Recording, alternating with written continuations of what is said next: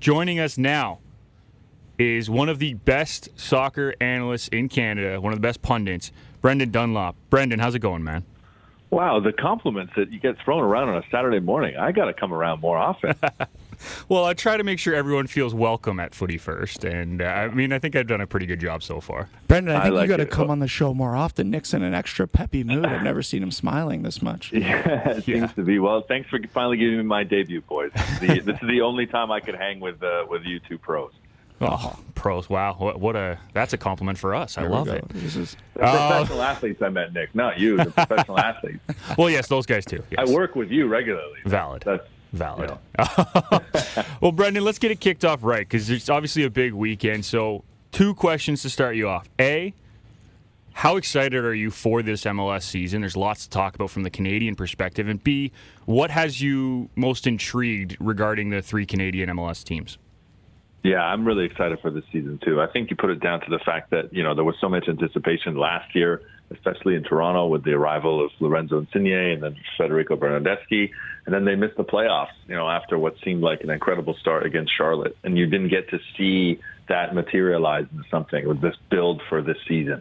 And Toronto FC in particular made a lot of moves, to support the big spend that they made last year. And I think in a lot of ways they got a lot of things right. They improved defensively with some veteran experience that really was missing, and had an aging back line that they relied on perhaps a little too long. Chris Mavinga was a great servant, but I think a lot of fans were kind of happy to see the team go in a new direction, particularly also in goal position that obviously Nico knows very well. There was 2 very good goalkeepers that they had for a long time, but had lost their confidence and seemed to have lost their form and lost the confidence of some of the guys playing in front of them. So to bring in an MLS Cup winner and Sean Johnson, someone who was highly coveted and had a lot of options, I think Toronto FC fans of all the Canadian teams definitely have the reason to be the most excited. And I think, I feel for Montreal fans because I think we could all see the writing on the wall that it was last season was must win. That was their best opportunity,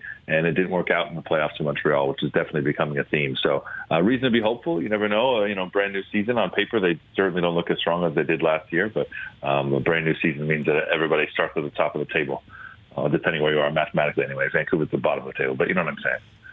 Of course, and then you mentioned the big names with TFC, with the Italians of Bernadeschi and Insigne. Bernadeschi, when he came in, actually had a great start. I thought he was probably on fire, and I didn't expect him to score as many goals as he did. Insigne, on the other hand, was maybe a bit slower of a start. How much of a difference will, now that they have a full preseason under their belt, kind of starting the season from the beginning, not in the middle, do you think we'll see a different Insigne on the pitch at the beginning of the season? Yeah, I think it's going to be very different. I mean, you guys are creatures of habit, right? And to have a season, to come into the middle of the season in the summer, which is normally the end of your year, these guys have played in the traditional FIFA calendar, their entire lives since they were kids. So to be firing on all cylinders, to be at the top of your game when the weather is absolutely the best and nobody really wants to be, training as often as you are, particularly in with the climate that we have in North America in the summer. You can understand why, starting on the front foot, it might be a little difficult. And for someone like Lorenzo Insigne, who's had a lot of injuries, and I think whose body is starting to respond, a little differently to the strains of playing pro. By no means am I calling him old or not worth the money, but I do think that, to start in the middle of the year in a brand new country, in a brand new league, there's an adjustment period. And for Federico Bernadeschi, someone who didn't have the opportunities in Italy, wasn't coming from the position that Lorenzo Insigne was, he saw this as like a blank canvas, and I think just absolutely attacked it and bossed it. I think he loved the atmosphere from the city and really felt grateful to the club. I think that's kind of the biggest difference between the two of them. And I said that there was just something about the way Bernadeschi reacted where he just seemed so grateful to have been entrusted by the club with this big contract and to be embraced by the fans, someone who just absolutely loved that. So I expect that to continue this year, and I think the two of them will reach new heights. Honestly, I would not want to play against these two. Definitely, and then everyone loves goals. I think Diomande is going to be very crucial for TFC this year. Obviously, Jimenez just recently left. We have Ayo Akinolo that's also, and then Jordan Perusa, a younger academy product that I think you'll see him finally get some MLS minutes this year. But out of those three, who do you think is going to be their main go-to striker? I tell you, Peruta's hair is the best. Peruta's hair is outstanding. It looks great right now. Coming from you, that's a big compliment. Yeah. Well, I know a little bit about the flow there. Yeah, I don't know anything about scoring goals. I'll tell you that much. I got one goal in 87 games in my co-ed league, but we'll leave that stat for something else. I really like the addition of Adama Diomande as well. Obviously familiar with Bob Bradley. He's someone who's scored in MLS, and I think that in the past, TFC had a real habit of getting guys that had a pedigree and experience elsewhere, but not MLS experience. And it took them quite a few years before they realized you had to have the balance. You think back to those years just before kind of Michael Bradley arrived. They had brought in some players with better and better international pedigree. Remember Torsten Frings, even Stephen Caldwell, absolute legend, showed up. But there wasn't the familiarity with the league that you need to be successful in this league. And I think Adama Diomande is someone, coming off an MLS Cup win, someone who's familiar with Bob Bradley, will slot in very, very well. And I'm hoping, push Iowa Akinola. This is a big year for him. He has to kind of step up. He committed to Canada and, wasn't able to crack the national team roster to make it to Qatar. I know that was a dream, and maybe that was the timing just didn't work out. But there's someone with a very, very high potential and someone that the club believes in as well. So I think you'll see a nice tandem at some point between the two of them. I think that Bob Bradley's got some really good options, and with a full preseason with the Italians and some of the new additions under the belt, hopefully they can hit the ground running. But I do think that for some of the new additions anyway, as a team, it may take them a little bit to gel, but they're so top heavy, and if they outscore their opponents week in and week out, that can kind of cover up any of the settling in or end of the adjustment period. It can cover it up if you keep filling the back of the net. Brendan, it's Tass here, mate. I just still on Toronto, I guess. It's a big talking point ahead of this year, a team with a lot of high expectation going into the season. I think important is you mentioned they're going to score a lot of goals. I think undoubtedly they're going to score a lot of goals. The quality they have going forward is going to be a lot for teams in this league. But the old saying will probably ring true again if they don't shore up their defense. Attack wins games, but defense wins you titles. And in the long run, even if it's not a title, in the long run it'll get you to the right end of the season. So, like you mentioned, I think Sean Johnson's a huge addition. But getting their defense right and their balance through midfield is going to be really important. I guess my question to you is that midfield and that balance, where do you kind of see the high expectations of Mark-Anthony Kaye and obviously Oso and players like that in there, Bradley, and what kind of balance and stuff will they add to each other, and where will Vazquez maybe sit in as well as the season gets on? Yeah, good point. And the midfield is going to be so important. I mean, obviously, it's a little different this season. Michael Bradley's another year older, but I think he's proven with his work ethic, the way that he keeps his body in shape, that he doesn't want to slow down anytime soon. And I think that they have the cover for any mild decline that you might see this season. Honestly, I think that the reacquisition or the re-signing, of Jonathan Osorio is massive. That cannot be understated how important Jonathan Osorio is to this club. He's become a legend in 10 years, and a lot of Canadian fans may have wanted to see him get an opportunity overseas. That was a goal of his, and that might still come in his career. But for where Toronto FC is right now, with the opportunity they have this season with the Italians up front, this is definitely a project that he wanted to be a part of, and I think he's going to take his game to a whole new level. If not for injuries last season and the post-concussion syndrome that really derailed 2022 for Osorio and almost made him miss Qatar. A dream come true to get on the pitch and play at the World Cup. I think he's going to be fueled to step up his game again. And Mark-Anthony Kaye is someone who needs to. I think that there's a expectation on him that he has to fill some kind of bigger shoes than he did last season. Bouncing around from clubs is never easy. It didn't work out for him at Colorado. He's lost a step since his days at LAFC. But there's a really good opportunity for him to work again with Bob Bradley and, playing alongside and training with and working with Michael Bradley. I think maybe he can kind of find that form and find his best game. I do like the fact that they brought in some league experience as well with Brendan Cervenia from FC Dallas to go along with Matt Hedges, talking about league experience. There's someone who's been a captain in this league and is going to kind of anchor that back line for them now. So I really like that they they've then brought in complementary international experience with Sigurd Rosted, the Norwegian international. So there's someone who has a bit more pedigree and a different experience. But pairing the two of them together could be a very good start, and that could be the magic fix for TFC's defensive woes. In conversation with Brendan Dunlop, the founder of Canada Soccer Daily and author of D-Row My Life. Brendan, I want to switch topics. We've talked a lot of TFC. I want to go over to Vancouver, the team with probably the most question marks in Canada right now. You lose Lucas Cavallini in the offseason. He heads to Mexico, gets a big opportunity there.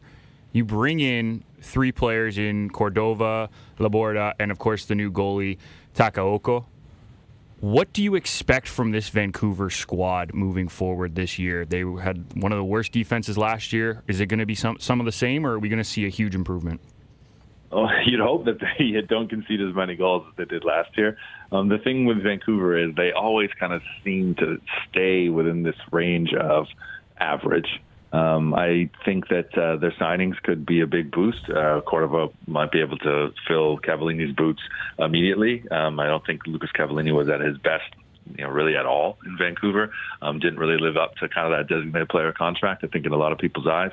Someone that I think is maybe a bit just better suited for the Mexican game and has already hit the ground running at Liga MX. But definitely big shoes to fill. Cordova's got the experience of having played in MLS, on loan at Real Salt Lake. I think that can't be outdone as well. There's someone who comes over from the Bundesliga, with a bit more pedigree than maybe some of the other signings out there in the Pacific Northwest. But they definitely need to score some goals. At the back, I do wonder if Takaoka is going to take the gloves away from Thomas Hassel. The Canadian has done really well and did well at a very young age to grab the gloves and be the number one goalkeeper.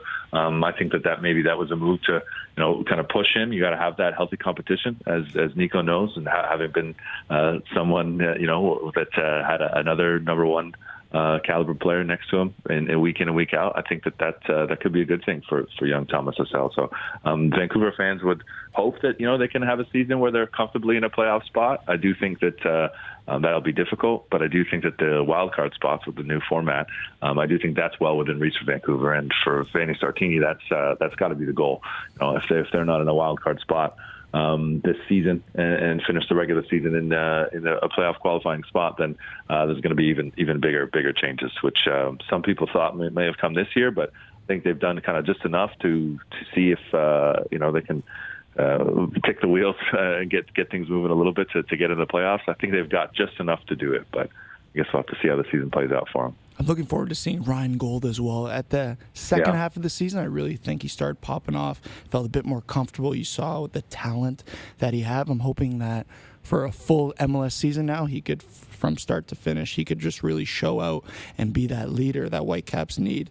I kind of want to talk about the lack. When you look at Whitecaps' projected starting 11 right now, assuming the Japanese goalkeeper starts, it's lacking in Canadian talent. Where do you think a player maybe like Ryan Raposo can pop in on this lineup? It's interesting, how it changes. Like, it's cyclical, where there was a period where there wasn't much Canadian talent at TFC as well, and then you look at how strong Montreal was with 6. I think it was 5 or was it 6 with James Pentemis that went to the World Cup with the Canadian men's national team. And now you look at Vancouver, and there's a total lack of Canadian representation there. I think Raposo got an opportunity for sure. I do think it'll be an interesting year for Russell Tybert, who still is a very important part of that club.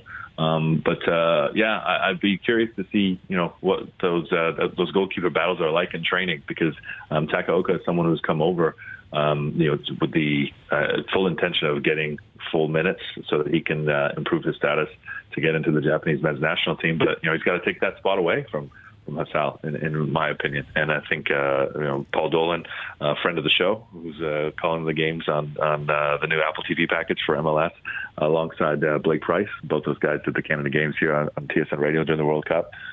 He's a massive fan of Hassel and thinks that, he hasn't even started to he's just beginning to reach his potential. So that'll be a good battle to watch. But, not seeing, the Canadian presence that we have seen in the past at Vancouver, it's a bit concerning for Whitecaps fans. But I really do think that they're just kind of stuck trying to figure things out and, really success in this league is measured by making the playoffs.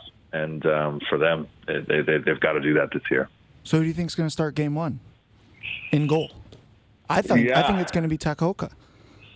Honestly, I think Hassel has to lose it. But I really don't know in Vanni Sartini's brain. If you listen to him speak, he's very much he's got a little bit of Jose Mourinho. He's got a little bit of Manuel Pellegrini when he speaks. He's got a little bit of Roberto Mancini, and he's just a very, very different character. He's also got a lot of Thomas Rongen in him as well. So I can't tell you what Vanni Sartini is thinking, but I think it would be Hassel. I'll take the other side of that bet for you. We can have a friendly wager. Yeah, listen, I'll take Takaoka, and then we could talk about what we're betting later in the game. Nick's going off right now because before the show, he was saying that he also thought Hassel was going to start, and I basically slammed him into the ground and said there's no chance. He basically threw me down. But I think it comes down to the fact that Takaoka only got there a week ago, right? Like, for me, more than anything, he didn't have the full preseason with the club. He only got there 8 days ago.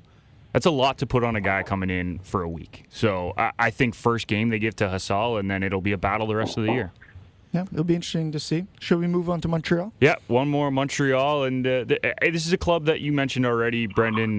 They've lost a lot of key players. Obviously, Alistair Johnston on the right side. Georgi Mihailovic is now gone as well, and now recently Kai Kamara just got moved yesterday. So a lot of attacking players. Alistair out of the defense. Kone as well. Can't forget the Canadian. This is a team that has some holes to fill, but their defense is coming back pretty much unchanged other than Johnston. How big is that going to impact their season?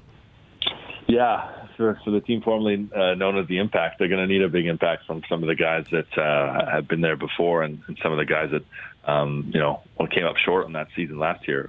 Getting Victor Wanyama back is massive. I think that would have been a irreplaceable hole for them in the summer, and it looked destined that he was going to leave the club. But having him back and having Kamal Miller come off of the year that he had and then the World Cup performances that he had, to me, Kamal Miller was one of the standout Canadians. There was a handful and some great performances in the World Cup, but Kamal Miller was excellent, and he'll be absolutely massive for them. As will Sam Piet.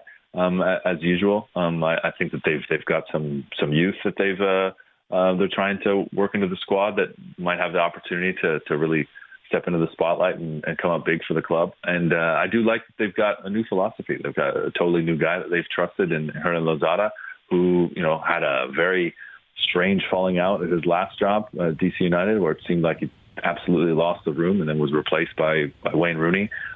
He's a manager that's talked about learning from his experiences, learning how to deal with people, and someone who's grown a lot in his time away. So now that he's in a brand new place, and he's really, I think, done a very good job of settling into the city and working the fan base. It says a lot for anyone who sits down for a job in that city and attempts to do the entire press conference in French. When that is not their first language, nor even their second language in Hernan Lozada's case. So I'm very, very interested to see how things go for him. He's a very intriguing manager, one of those young thinkers, very different mindset, someone who knows the league well. And I think that, Montreal really needed that. Thierry Henry, for as great of a player as he was and for as well as he knew the league for having played in it, it's very different as a manager, and it was very different. I think it's very different in that market, as Wilfred Nancy found out as well, and did very well last year, but didn't want to stick around for that project. And there's not a lot of people, I think, that can fault Wilfred Nancy for that. So Hernan Lozada's got a lot on his plate, I think, but I think the potential is there for Montreal to surprise and do something special. They're not going to finish second in the East, but they could very well still be a playoff team, and they may not have to go through the slog of the wild card. But it's good. This season's going to have its ups and downs in Montreal, and there weren't as many downs last season. Brendan, I think it's important to mention that obviously their strong, experienced spine, like you said, Kamal Miller, Rudy Camacho, and Waterman at the back with Wanyama kind of sitting in front of what you assume they'll play a 3 again. And look, I think that's solid enough in itself as one of the best kind of defensive units in the league. Full stop. But I think where the goals will come from will be how well they integrate their new young signings and trying to cope with the losses of the experienced and actually not so experienced but high quality young players that they had originally, like Alistair and Kone. So how do you think players like potentially Sean Rea, CPL under 21 player of the year last season, had a good impactful year, whether he'll fit in and be given an opportunity this season, and anyone else maybe that you might think of that might help them kind of with some creativity going forward?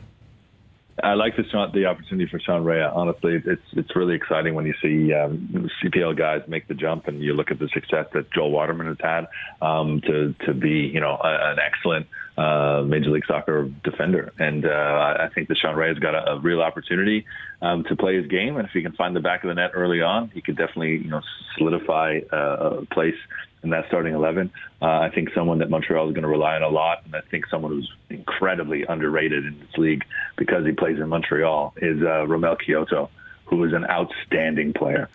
He's burned Toronto FC several times. Fans in this market would have seen that, and he's one of those players. Similar to Kai Kamara, who's become that in a lot of markets where, you hate it when your team plays against him because he always seems to burn you. Romel Kyoto, to me, is someone who they really need to be at the top of his game if they are going to be contending this season, if they are going to be in a playoff spot. That's a guy who they really missed last year through injury, and is a big reason, I think, why their kind of playoff run came up so short, because he missed key games heading into the playoffs there and was not 100%. So if he can start the season somewhat near it, you guys know as pros that you never take the pitch 100% after the age of 8. But if he can be somewhat near the best of his game for Romel Kyoto, then I think Montreal can win quite a few. I'm glad someone understands how I feel every day. We've spoken now about the teams, TFC, Montreal, and Vancouver. Give us some predictions, Brendan. Which teams make playoffs? How far a run are they making? Quickly, what do you see? You know what? I'm going to say all 3 teams make the playoffs. How about that? Love it. But wow. I think that Montreal and Vancouver are in the wild card spots, though, and I do think it'll be short playoff runs. But TFC, they're going to finish first or second in the East, and TFC is going to be a semifinalist. Ooh, I like this MLS Cup season. Yeah, TFC fans aren't going to be happy with that prediction. After last year, they will be pleased with that prediction. Bren, wouldn't you say that TFC fans, it's now win or go home at this point? They're all in for this season. I think so. I just don't think that the team, truly has enough in this league to win. But they're going to contend. They're going to score themselves out of a lot of problems, but I don't think that'll be enough to win it all. I'm with you 100%. So, Brendan, we really do appreciate you joining us again. Founder of Canada Soccer Daily, author of D-Row. We're going to have you on again soon, but really appreciate it, man. Yeah, for sure. Anytime, guys. Love chatting with you. Have a good weekend. You as well, man.